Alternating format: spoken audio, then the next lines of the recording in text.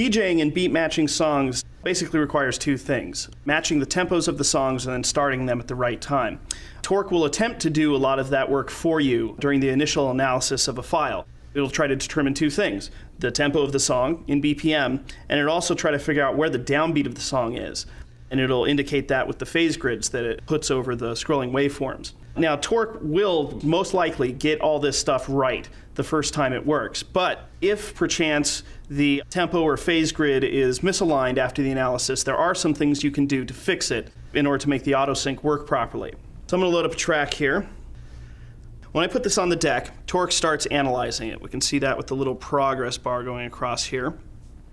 And we can also see that the BPM that's been detected so far is 87 BPM. As it turns out, this song is actually drum and bass. It's going twice as fast as this. It should be going 174 BPM. In order to fix that, there's a couple things you could do. You could tap tempo, you could type in the actual value, but we also give you a quick shortcut to take care of this. This double halve button down here below the BPM.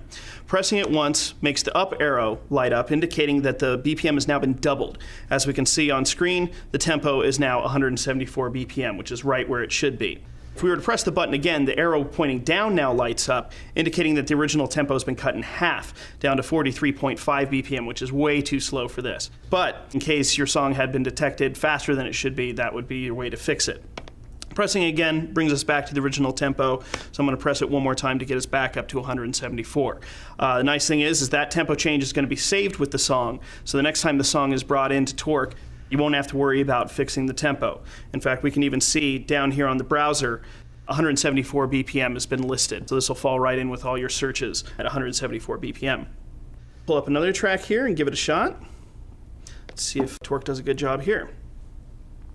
All right, Torque's doing a great job. It's figuring that this one's 140 BPM, and I can see that the downbeat's right where it needs to be. So we'll pull up another one. We'll try to put these together. Uh-oh, got a problem here. As we can see, the one on the left, which should be 140, is now coming in at 70 BPM. So we could do the same thing before, clicking the double halve button to bring us up to 140 BPM, or I could actually type in 140 BPM since I already know what that is. All I have to do is hold Shift and then double click on the BPM. It's now highlighted, and I can type in 140 and press Enter. And that goes ahead and changes the BPM of the song to 140 where it should be. Now we do have one problem though. Now that the tempo's right, the phase grid has been offset, so it's not in the correct location anymore. So when I actually find the downbeat of this song right here, we can actually see that the downbeat of the phase grid is too early. In order to fix that, all I have to do is hold the Shift key on the keyboard and use the mouse to click and drag the grid back into alignment. Now once it's in alignment, when I play the song, the flashing from the exponent is now in sync with the music because the flashing is actually taken from the location of the phase grid. You can also fix the phase grid using the exponent itself, using a similar method of holding Shift and rotating the wheel. If I hold Shift here and then rotate the exponent wheel, the phase grid is now offsetting. It's early and it's late, and now it's perfect. So doing that little operation is also another way to fix that phase grid. And as a result, both songs will now play in sync with each other. We can see that the phase grids have lined up vertically, and when the downbeat comes in, now both songs are playing perfectly in sync. Now you can change the phase grid while the song is playing in case you run into any anomalies along the way.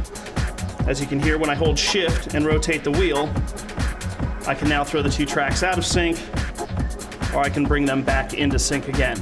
So even if you didn't happen to set the sync right at the beginning of the song, you still have a chance to fix it while everything's playing.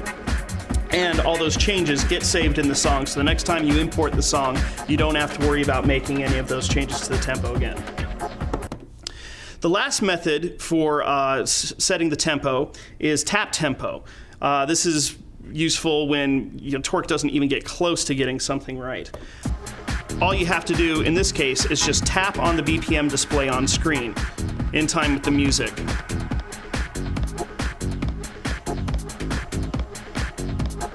As we can see, Torque's getting really close here. So after tapping the tempo, I can either use that tap tempo or I can specify something else by hand. It's all up to me.